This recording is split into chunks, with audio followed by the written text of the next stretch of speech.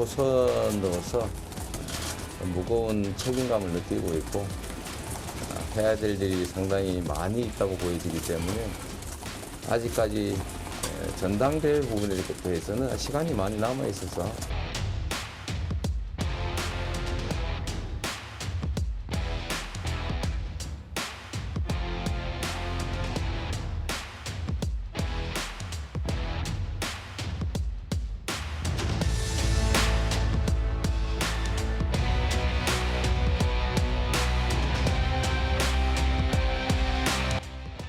어떤 사람은 경멸하고 증오합니다. 어떤 사람은 저주하고 또 공격합니다. 그것을 여러분이 정의와 선함으로 이겨주시기 바랍니다.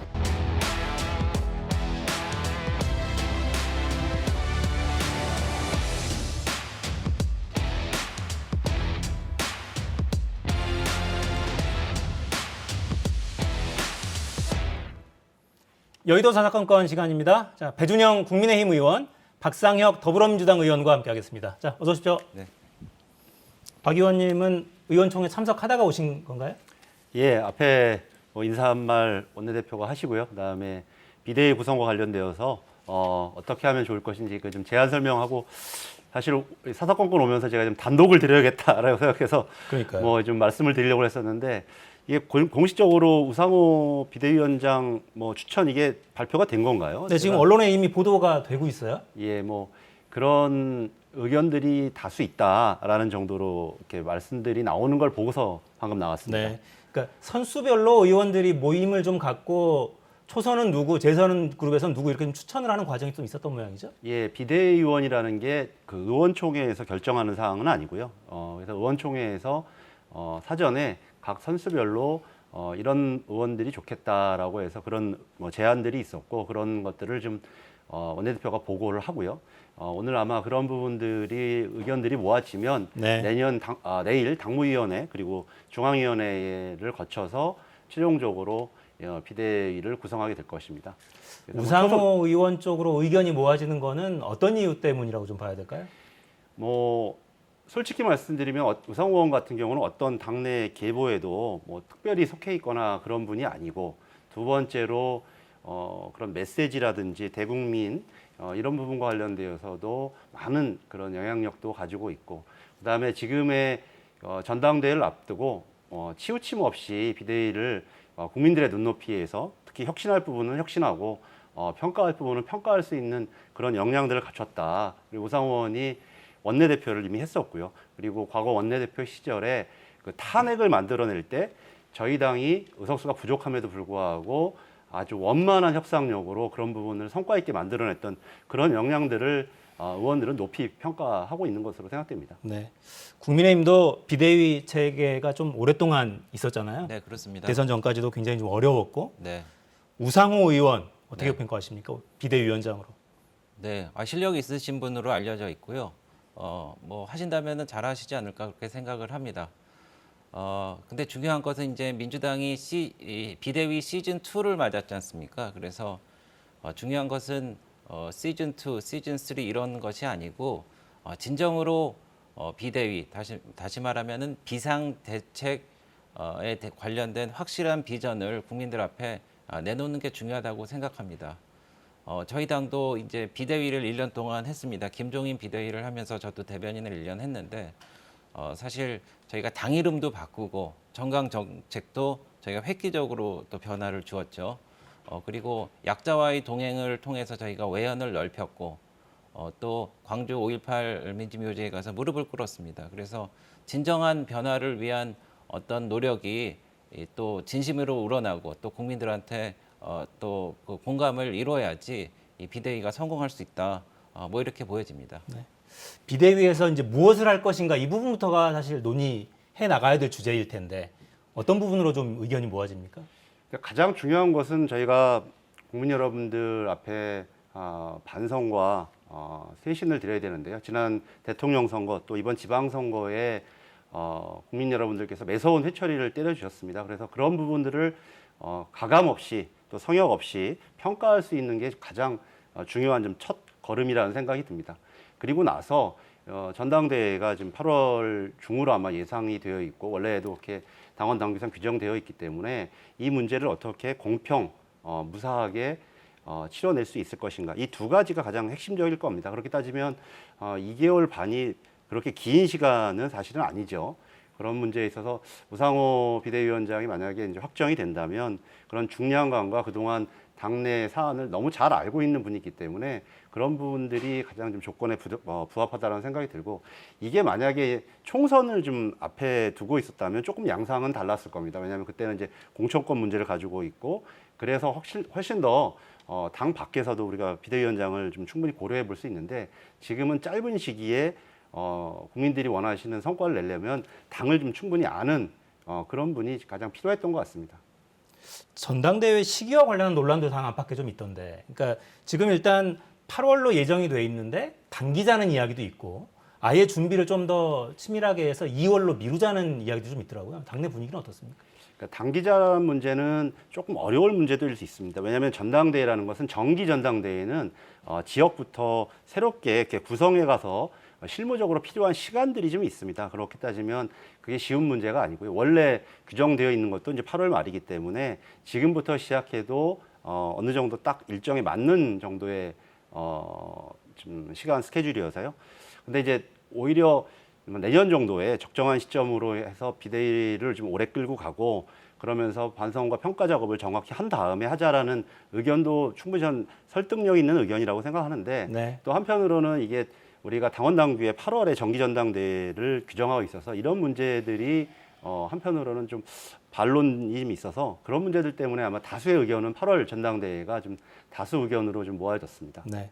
민주당 안팎에서는 아마 가장 우려하는 상황이 친명 대 친문 이런 언론들은 열심히 이런 기사를 쓰고 있어서 그런 방향으로 가는 걸 아마 가장 우려하실 것 같고 오늘 이재명 의원이 등원하면서 했던 발언은 이거예요. 저희 그래픽 만들어 놓은 거 좀 보고 이야기를 할까요?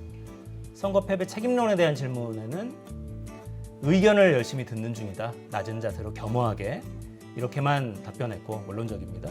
당권 도전하느냐 이런 질문에는 아직 시간이 많이 남아있다. 이것도 원론이고 문을 닫지는 않은 거죠. 네, 혁신비대위 구성 어떻게 하면 좋겠느냐 했더니 내용을 잘 모른다라고 일단 피해갔어요. 이재명 의원 앞날에 대해서는 어떤 기대를 좀 하고 계십니까?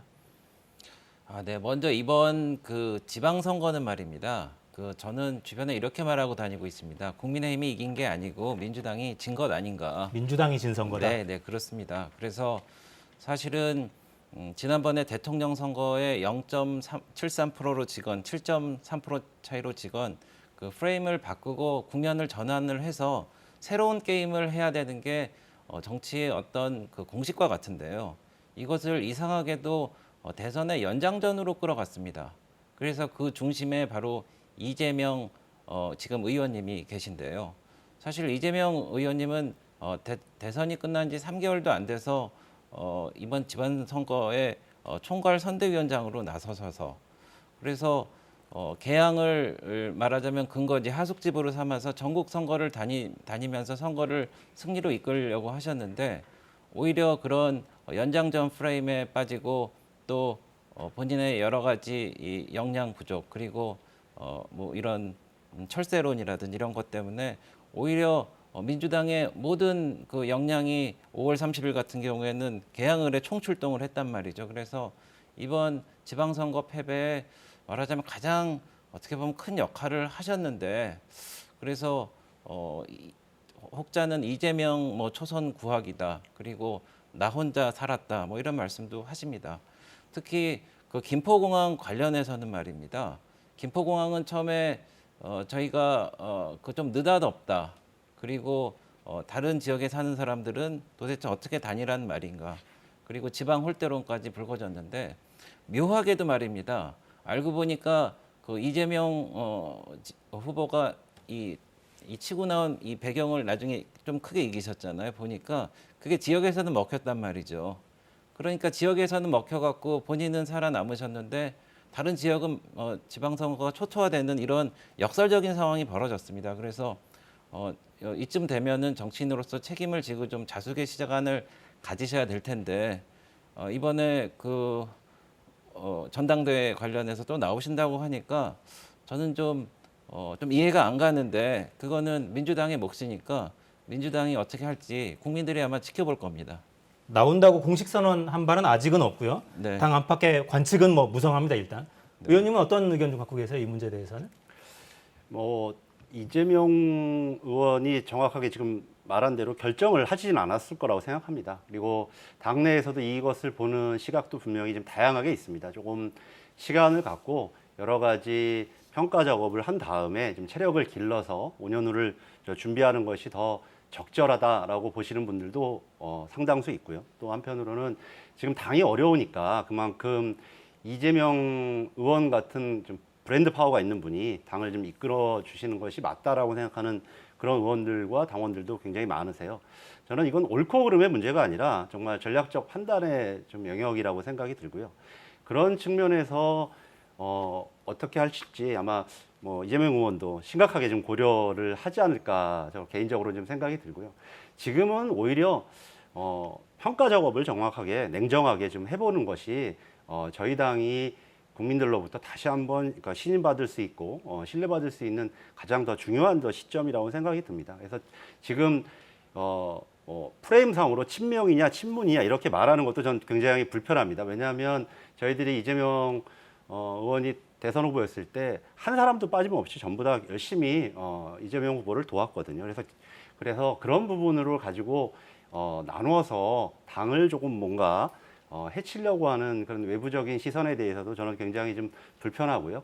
지금은 오히려 철저한 평가와 반성 그런 부분에서의 새 출발 이게 제일 중요하다고 생각합니다. 그게 이번 전당대회의 기치가 되어서 거기에 있는 내용들을 가지고 국민 여러분들께 어떻게 제시하느냐가 전당대회의 핵심이지 누가 대표가 되느냐 이렇게 가게 되면 뭐 국민의힘에서는 좋아하실지 모르겠지만 저희 당을 사랑하는 분들은 오히려 당이 그렇게 해서 망가지는 부분에 대해서는 절대 반대하실 거라고 생각합니다. 그러니까 원칙적으로는 아마 그 말씀이 그 민주당을 가장 사랑하시는 분들 사이에서는 가장 정답일 텐데 사실은 논의가 그 방향으로만 흘러가고 있지는 않아서 그러니까 예를 들면 이런 논란도 있잖아요. 전당대회에서 그 이제 신임 당 대표를 뽑는 투표권을 누구에게 줄 것이냐 이런 논란도 있고, 그러니까 대선 전후에서 입당한 많은 그 당원들에게도 투표권을 줘야 하는 것 아니냐. 결국은 이재명의 민주당이라는 기치를 들고 있었던 분들, 뭐 최근에 가장 많이 논란이 되고 있는 개혁의 딸들 이런 분들, 그런 분들에게도 투표권을 줘야 하는 것 아니냐는 논란도 있어요. 다 연결되는 거 아닙니까 이런 것도? 당내에서는 전당대회 준비위원회가 구성이 되면 그런 문제들에 대해서 하나하나 좀 살펴볼 거라고 생각이 듭니다. 그런데 선거를 앞두고 갑자기 룰을 바꾸게 되면 많은 또 혼란을 줘왔다라는 것이 과거에 뭐 어떤 당이든 관계없이 선례가 있습니다. 그래서 그런 부분들을 좀 참고하면서 또 한편으로는 당의 역동성 그리고 당에 많이 애정을 가지고 참여하신 많은 당원들의 에너지를 어떻게 당 안으로 모아드릴 것이냐 이런 부분들을 차근차근 좀 준비해야 된다고 생각합니다. 그래서 본질적인 논쟁을 하고 본질적인 내용을 가지고 토론하면 과거에 당이 어려웠던 시절도 굉장히 많습니다. 오래전부터 뭐 심지어 김대중 대통령 때는 당 말에 대통령이 총재였는데 탈당을 하신 적도 있고 이렇게 어려운 시절이 있을 때마다 당이 결국은 치열하게 토론하고 결국 그 결과가 나오면 거기에 따르는 민주당의 좀 오랜 전통이 있습니다. 이번에도 저는 과거에 비하면 지금의 어려움은 그 정도까지는 아니기 때문에 충분히 지금 지혜를 마련할 수 있을 거라고 생각합니다. 네. 글쎄요, 좀 외람되지만은 뭐 잘 되기를 바랍니다. 그런데 방금 저도 들은 뉴스로 우상호 의원님께서 이제 비대위원장을 맡는다고 그러시는데 사실 지난번에 박지현 전 대표가 말씀하셨을 때 586 세대가 이제 용퇴해야 된다, 물러나야 된다라고 했습니다. 그래서 사실은 그게 정말 그 당당한 목소리였고 그게 관철되면은 정말 국민의힘 큰일 나겠다. 저희가 그런 걱정을 했는데 우상호 의원님 참 훌륭하신 분이지만은 586을 대표하시는 분이란 말이죠. 그래서 그거를 이제 스스로 혁신을 해나갈 수 있는가 뭐 그런 거에 대한 걱정이라기보다는 저희는 우려겠죠. 뭐 이런 게 있고 그리고 내부적인 갈등도 이제 좀 많이 풀어나가야 될 과제라고 생각을 합니다.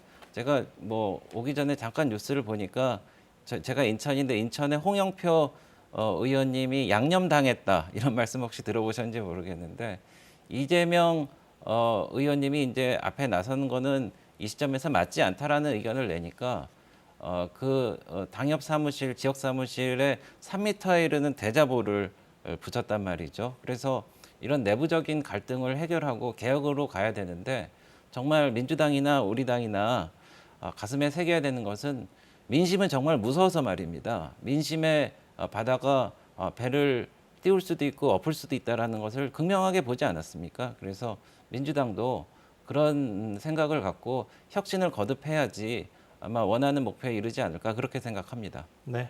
그 얘기만 한번 좀 나중에 이거 갖고 한번 꼭 토론을 좀 해보고 싶고 그런데요. 586 세대 뭐 퇴진론 저는 이 부분이 가장 인위적으로 만들어낸 프레임이라고 생각합니다.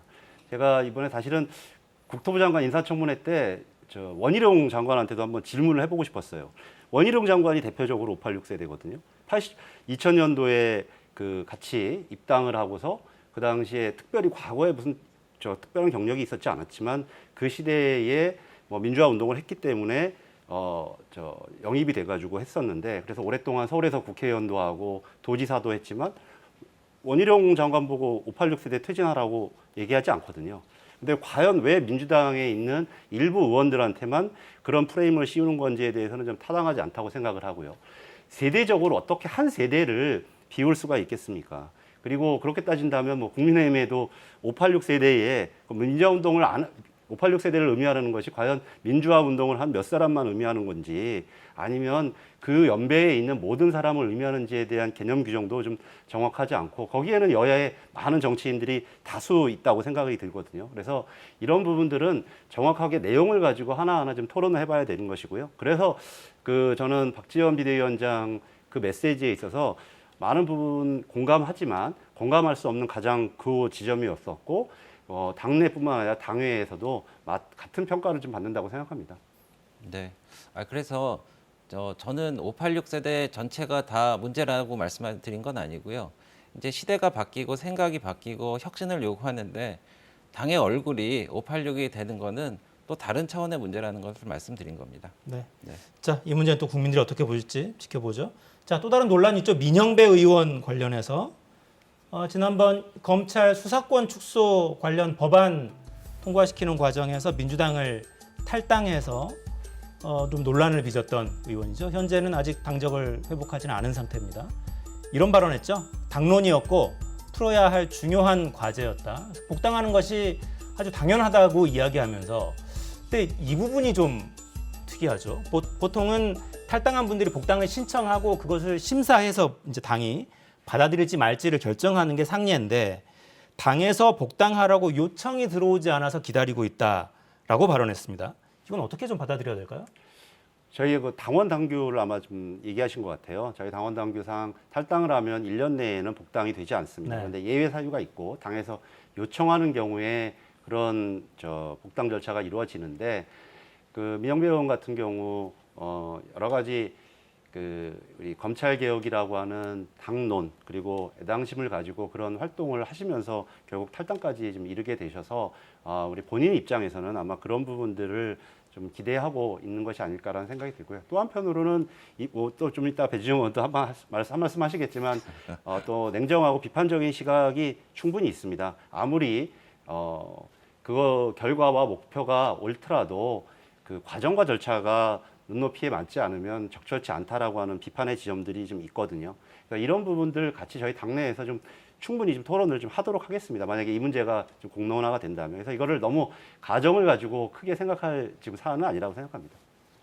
네, 민영배 의원님은 복당하시기 전에 이런 검수완박에 대한 국회법에 대한 취지와 이런 법정신을 무력화시킨 거에 대해서 사과와 반성을 먼저 하셔야 됩니다.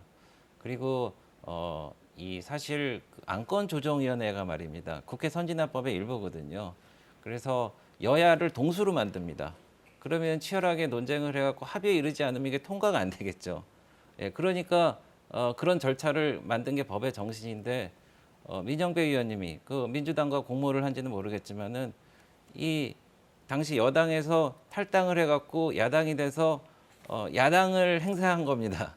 예? 야당 코스프레를 하시면서 그래갖고 결과적으로는 과반이 돼갖고 그게 통과시키고 검수완박이 특히 검수완박은 국민이 원하지 않는 법이었습니다. 그래서 사실 죄송한 말씀이지만은 우리가 놀이터에서 놀이할 때도 깍두기도 있고 뭐 이렇게 그런 룰이 있는데 그거를 사실 너무나 그 무력화시킨 그런 거에 대해서 사실 같은 의원으로서 자괴감이 든다는 분들도 많았어요. 그래서 앞으로는 헌정사에 이런 일이 다시 발생하지 않도록 하는 게 아마 우리 대한민국의 정치의 발전을 위해서 도움이 될 거라고 생각을 하고 있고요. 그래서 민영배 의원님은 또 광주의 강기정 그 후보님의 공동선대위원장도 하셨단 말입니다. 그래서 탈당도 했는데 민주당의 공동선대위원장도 하시고 복당을 하려고 하는데 그러면 스스로 탈당하셨는데 또 복당을 시켜달라고 그러고 그래서 이거는 사실 논리적으로는 설명이 안 됩니다. 그래서 스스로 이제 풀어나가야 할 문제인데 다시 말씀드리지만 이런 일이 반복되지 않기를 희망합니다. 근데 사실 이제 이 과정이 뭐 꼼수 탈당, 기획 탈당 온갖 이제 표현들이 있는데 네. 이 과정에 대한 국민들의 평가는 이미 있었던 것 같아요, 사실은. 그러니까 당에서 복당을 받아들이기도 참 난감하고 그렇다고 우리 당의 당론을 관철하기 위해서 그랬는데 놔둬야 하느냐 복잡할 것 같습니다, 사실. 그러니까 예전에 그 옛날 얘기 하나 하면 예전에 그 의원을 꿔준 적이 좀 있죠. 네. 예전에 DJP 공동정부를 만들고 나서 이쪽에 교섭단체가 부족하니까 그 당시 당 이름은 정확하진 않았는데 지금 기억이 안 나네요. 아마 뭐 민주당 우리 쪽에서 자민련 쪽의 의원들을 좀 그런 그래서 교섭단체를 만들어줬던 좀 과거 얘기들이 있습니다. 근데 지금 생각해 보면 저희들 그 당시로서는 상당히 좀 정당하기도 하고 원내교섭단체를 만드는 것이 DJP 공동정부를 만드는 데 있어서 굉장히 중요한 여건이었는데 지금의 시선으로 보면 굉장히 좀 부적절할 수도 있다라는 평가도 들거든요. 결국 이런 문제들을 논의하는 게 지금의 국민들의 눈높이가 어디에 있는지 국민들은 어떤 시선으로 보실 건지 뭐 이런 과정 속에서 저희들이 좀 잘 풀어나가도록 하겠습니다. 네, 이것도 새로 출범하는 비대위의 숙제가 또 되겠네요. 자, 국민의힘 이야기로 넘어가 보죠. 국민의힘 내부에서도 파워게임 양상이다 이런 언론 기사 쏟아집니다. 영상부터 보시겠습니다.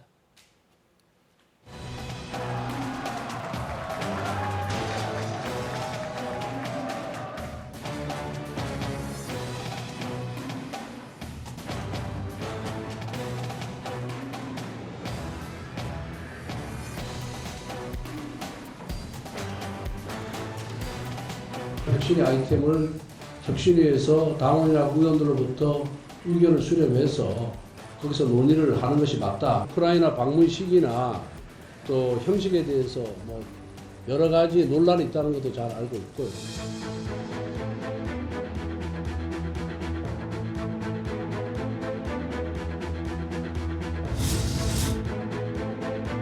선거 때는 이준석 대표의 이런 이슈 주도권이 우리한테 도움이 되니까 그거는 이제 쪽쪽 빨아먹다가 선거 끝나고 나서는 뭐 너무 자기만 주목받는 거 아니야? 자기 정치하는 거 아니야? 이거는 저는 좀 앞뒤가 안 맞는 태도라고 생각하고요.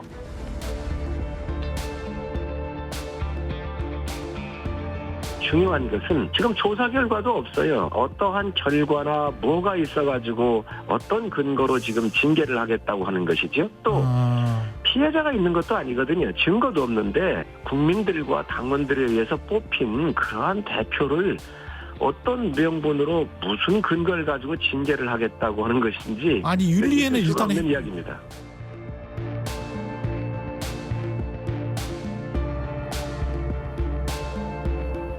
네, 이준석 대표는 지금 우크라이나에 있고요. 저희 그래픽 만들어 놓은 거 좀 보시죠. 정진석 의원 중진인데 발언이 수위가 좀 높습니다. 자기 정치 그 이상도 이하도 아니라면 이준석 대표가 우크라이나에 간 건 보통 문제가 아니다. 이준석 대표는 정부 입장 숙지하고 범주 내에서 활동하고 있는데 왜 러시아 역성 드느냐? 또 정진석 의원이 러시아 역성 드는 표현은 아니었을 텐데 왜 러시아 편을 드느냐라고 또 발언하고 있어요. 어떻게 봐야 됩니까, 이 상황은? 네, 이거 먼저 말씀드리고 싶은데 지난번에 그 우크라이나의 그 젤렌스키 대통령이 그 우리 국회에서 화상연설을 화상연설을 했습니다. 근데 그때 의원들이 많이 없었죠. 네. 그래서 국민적인 지탄을 받은 적이 있을 겁니다. 기억나실 텐데요. 그래서 사실 우크라이나가 지금 굉장히 어려운 상황이고 국제적인 지원을 요청을 하는 그런 상황에 있어서 공당의 대표가 그것에 대해서 우리 대한민국의 집권 여당의 대표로서 관심을 가지고 가서 지원을 약속하고 뭐 이런 거에 대해서는 뭐 긍정적으로 봅니다. 그리고 아시겠지만 우리나라가 전 세계적으로 원조를 받는 나라에서 원조를 하는 최초의 국가입니다.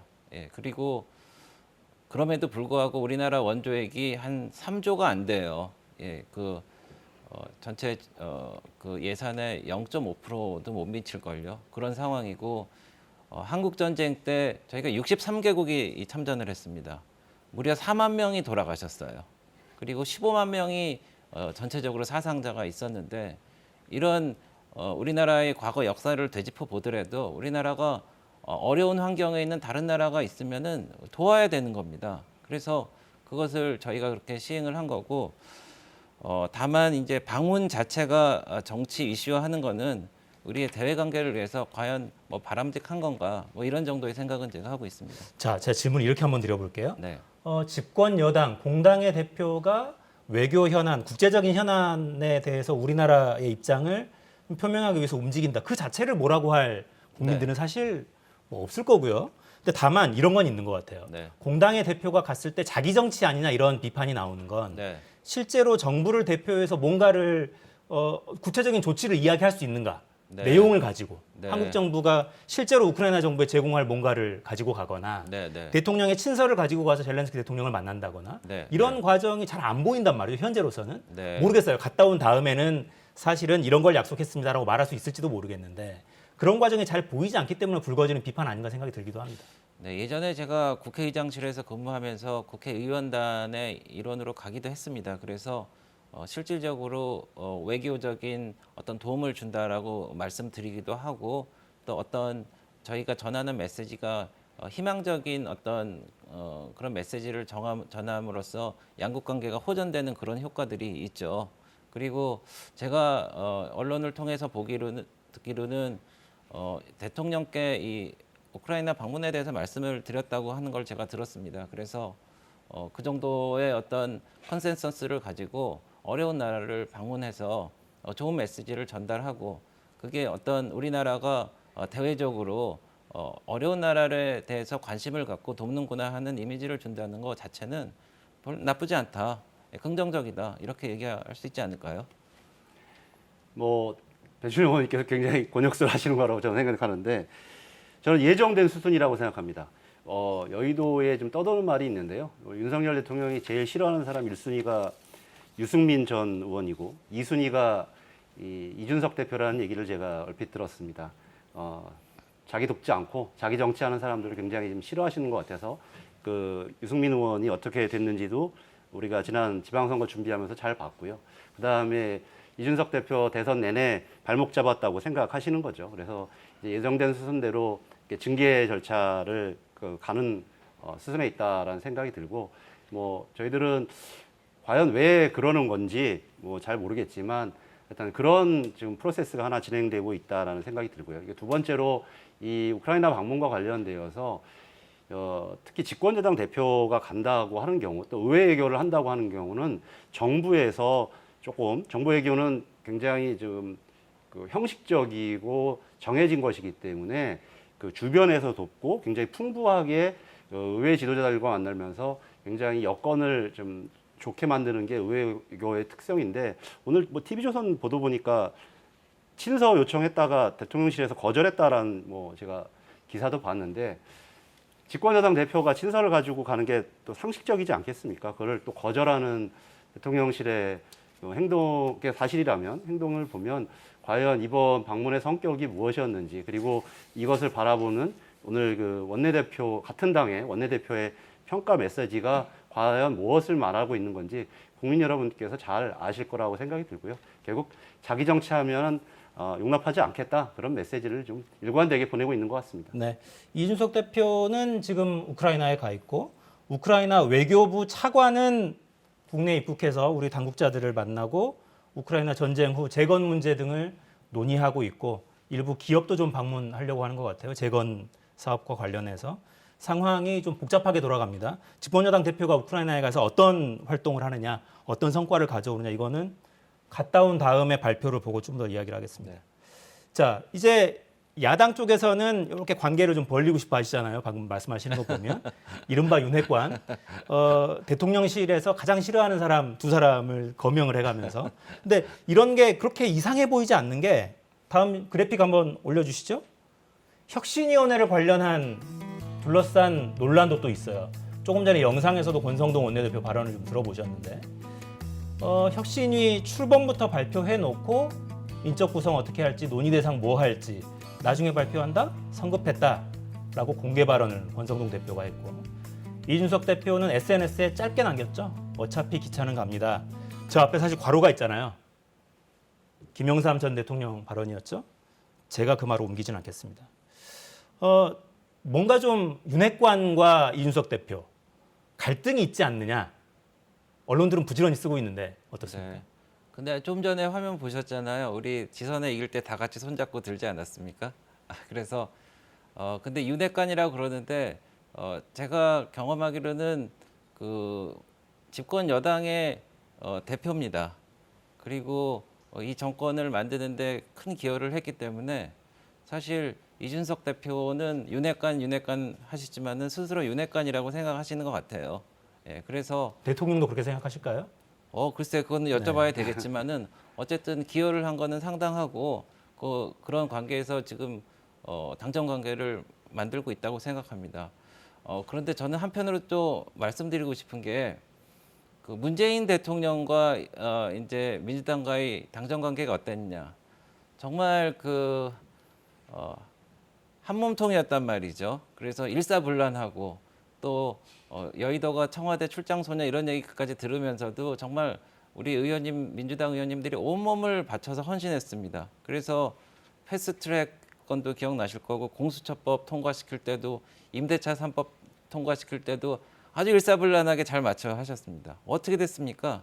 국정이 파탄 났습니다.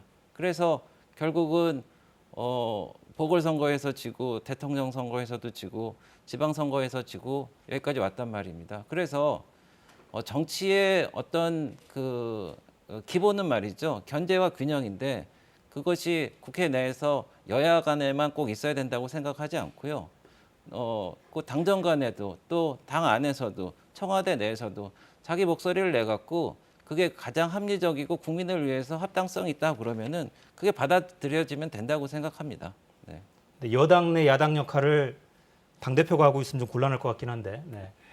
예, 저는 뭐 지금 배준영 의원님 말씀에 일정 부분 공감하는 부분이 있습니다. 과거 보면 지금은 청와대라는 표현을 쓰지 않지만 당과 정부 대통령이 지금 조금 혼연의 일체를 해야 정부 정책을 그리고 집권 정당의 정책을 제대로 끌어간다 이런 과거의 경험도 있고 또 그렇지 못했을 때의 피해 사례도 충분히 좀 있었기 때문에 그런 부분들이 저희들이 부족하지 않았나라는 싶고요. 저는 국민의힘 내부에서 또 당 대표가 그런 역할을 한다면 뭐 그것도 충분히 좀 일리가 있겠다라는 생각이 들어서 그런 측면에서 본다면 국민의힘에 좀 요청드리고 싶고 제안드리고 싶은 게 지금 벌어지고 있는 그 윤석열 정부의 그 검사 위주의 인사 정책에 대해서 강력하게 좀 견제와 균형을 해줬으면 좋겠습니다. 오늘도 발표를 보니까 금감 원장까지 그 검사 출신을 임명했더라고요. 며칠 전에는 총리 비서실장, 국정원 기조실장, 그러니까 전례가 없는 일들이 지금 벌어지고 있는데 이런 문제들에 대해서 특히 인사 문제, 이번에 또 새로 아시는 것처럼 이제 교육부총리로 지명되신 분은 좀 과도한 음주로 인한 또 문제와 좀 논문 표절 시비까지 있는데 이런 적절치 못한 인사에 대해서 강한 브레이크와 견제를 해주시고 또 저희 민주당과 합쳐서 인사청문회 때 부적격으로 꼭 채택을 좀 해주셨으면 좋겠습니다. 어떤 부적격으로 채택을 해달라고 하는데 어떤 입장 갖고 계세요? 사실 저희 만들어놓은 그래픽을 잠깐 보고 말씀을 듣고 좀 시간이 다 돼서 정리를 해야 될 것 같은데 방금 말씀하신 내용이 박순애 교육부 총리 관련 의혹입니다. 2001년 좀 오래된 일이긴 하네요. 2001년에 근데 면허 취소 수준의 만취 상태 0.2%가 넘었다는 거 아니에요? 만취 상태로 운전을 하다가 적발이 됐는데 음주운전 뒤에 저 처벌을 면한 과정도 참 납득이 잘 안 되긴 하고, 그리고 일반 일선에서는 단순 음주운전만 해도 교장도 못 된다면서요 요즘에. 교육 수장으로 적절하냐 이런 문제 제기가 있고, 김승희 보건복지부 장관 후보자 관련해서도 정치자금법 위반, 이해충돌 논란, 편법 증여, 뭐 관사 재테크한 거 아니냐 이런 의혹들이 있습니다. 야당의 기대는 이렇습니다. 어떤 말씀 주시겠습니까? 화면에 보시다시피 뭐 잘못된 내용은 정말 국민들이 눈높이에 맞춰서 잘못된 거는 지적을 하고, 그거에 대해서 또 청문회에서 소상히 설명을 해서 설명하지 못하고 국민적인 공감을 얻어내지 못하면은 그거에 대한 상응한 책임을 져야 된다는 거는 뭐 상식 같은 얘기입니다. 네. 그래서 그건 해야 된다고 생각하고, 다만 저는 민주당한테 제발 청문회 좀 열어달라고 얘기하고 싶어요. 저희가 국세청장 청문회도 말이죠. 사실 5월 16일 날 요청안이 왔습니다. 5월 17일 날 제가 기재위인데 기재위에서 그러면 전체회의에서 그걸 의결하고 2주간의 시간이 있었는데 차일피일 미루고 하다가 여태까지 안 했어요. 그리고 국정원장 그 청문회는 그래도 했지 않습니까? 그래서 지금 여러 가지가 뭐 맞물려 있는데, 지난번에 좀 말씀드렸지만은 사실 법사위원장 그것 때문에 모든 게 멈춰 서 있습니다. 그래서 그거를 해결하고, 그리고 국회의장도 빨리 뽑고, 저희가 지금 원구성도 안 됐거든요. 그래서 빨리 좀 일했으면 좋겠는데, 아무래도 국회에서는 민주당이 여당 뻘이고 형님이시니까 더 많으시잖아요. 그러니까 좀 대승적으로 약속도 지키시고 해주셨으면 좋겠습니다. 근데 못 내놓으시잖아요, 법사위원장. 아니 뭐 방법이 아주 명확하게 있습니다. 국회법을 이미 어겼는데요. 의장을 먼저 선출하고요. 의장단을 선출하고 뭐 법사위원장을 비롯해서 이 상임위 문제는 그 이후에 좀 차차 진행하면 될 것 같고요. 네. 이 청문회 문제는 인사 특위를 아예 별도로 구성해서 하면 불가능한 문제도 아닙니다. 그래서 알겠습니다. 이런 문제들은 뭐 방법들이 없는 것이 아니니까 좀 순리대로 풀어갔으면 좋겠습니다. 네. 네, 딱- 여야의 입장은 딱 짧게. 한마디만 짧게 하겠습니다. 근데 의장님을 먼저 뽑자고 그러는데, 지난번 2년 전에 의장님을 먼저 뽑았는데 뽑고 나니까 저희가 원구성할 때 300명을 강제 배정해갖고 제가 상임위를 엉뚱하게 간 다음에 고친 적이 그런 학습 효과가 있기 때문에, 그래서 법사위 먼저부터 좀 해결했으면 하는 바람이 알겠습니다. 있습니다. 죄송합니다. 네. 윙크하고 하신 말씀은 강제 배정이었어요. 네, 깜짝 놀랐습니다. 마무리하겠습니다. 박상혁, 배준영 의원이었습니다. 감사합니다. 네.